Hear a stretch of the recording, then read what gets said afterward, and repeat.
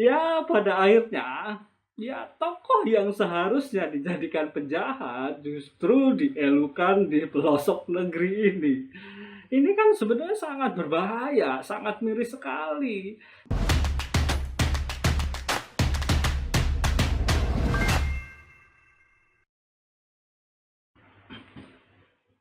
Ini sangat aneh.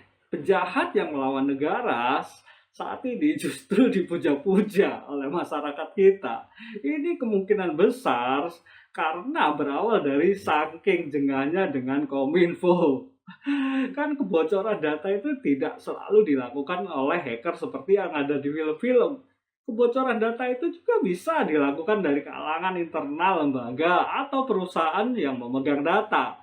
Saya pribadi itu pernah melihat data saya itu dijual lengkap. Kejadian tersebut itu setelah saya ikut sebuah produk asuransi. Sejak saat itu, saya sudah tidak percaya lagi dengan yang namanya data kita itu tidak bocor. Meskipun begitu, sebenarnya data-data tersebut itu nggak akan berguna jika tidak tahu cara memanfaatkannya. Tetapi sebuah data pribadi itu bisa sangat berbahaya jika dipadukan dengan social engineering.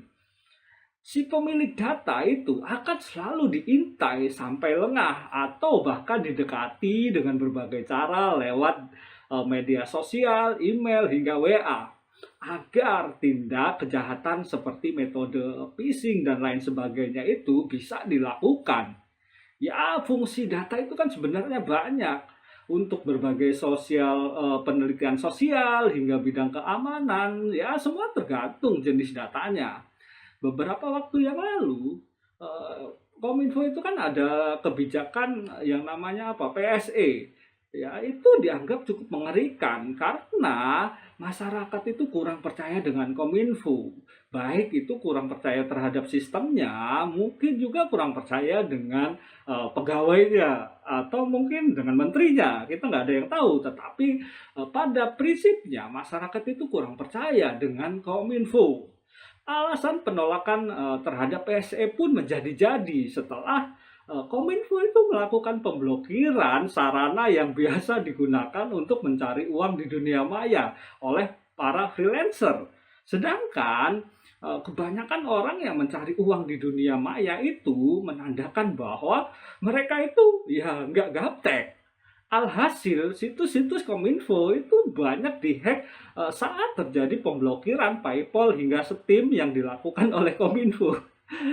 Ya, saat ini sepertinya orang-orang yang terbiasa berinteraksi dalam dunia freelancer itu pun muak dengan Kominfo sehingga kasus kebocoran dan data malah menjadi bahan tertawaan.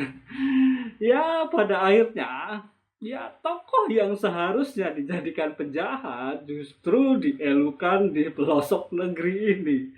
Ini kan sebenarnya sangat berbahaya, sangat miris sekali. Dan semestinya pemerintah segera meredam ini dengan menampilkan sosok di bidangnya yang dianggap mumpuni.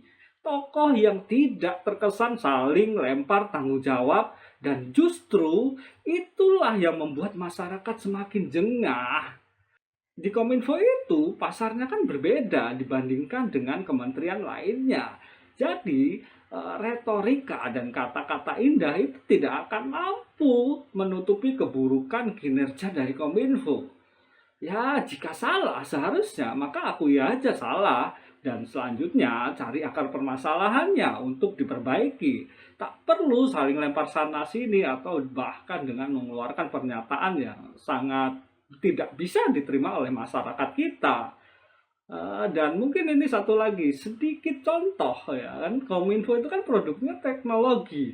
Jadi jangan sampai ada potongan anggaran. Ya, agar kualitas pengadaan barang atau jasa itu tetap terjaga. Asumsinya kan begini, jika ingin membeli handphone dengan spek yang bagus, ya berikan uang senilai biaya untuk membeli handphone dengan spek yang bagus tersebut. Jika dikurangi atau dipangkas, maka jangan salahkan anggaran besar tapi produk barang atau jasanya berkualitas rendah. Ya, semoga rendahnya produk Kominfo itu bukan karena hal tersebut, Sebab hampir seluruh masyarakat tahu bahwa produk-produk yang berkaitan dengan pemerintahan itu atau sebut saja BUMN kalau dibandingkan dengan swasta akan kalah jauh. Padahal anggarannya ya tak kalah besar. Ya, saya rasa udah itu aja. Salam Cak Anton.